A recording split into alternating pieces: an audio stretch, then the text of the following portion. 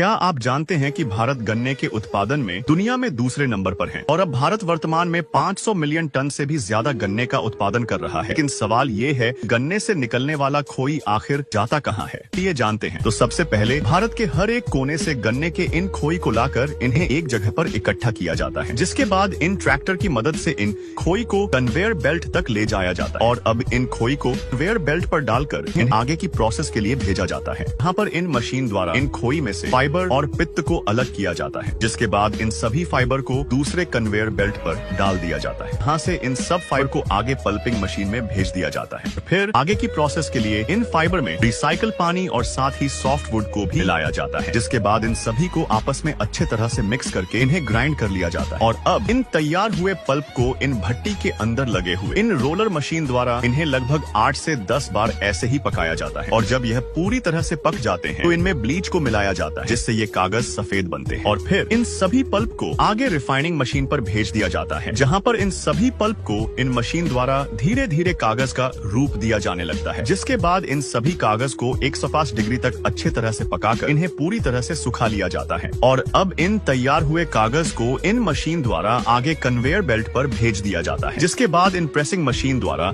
इन सभी कागजों को प्रेस करके इन्हें फ्लैट किया जाता है, जो आगे चलकर ये सभी कागज इन रोलिंग मशीन में इकट्ठा होते जाते हैं। और अब लास्ट में इन सभी कागजों को इन मशीन द्वारा छोटे छोटे साइज में काट लिया जाता है। तो इस तरह हमारे भारत में गन्ने की खोई से कागज को बनाया जाता है।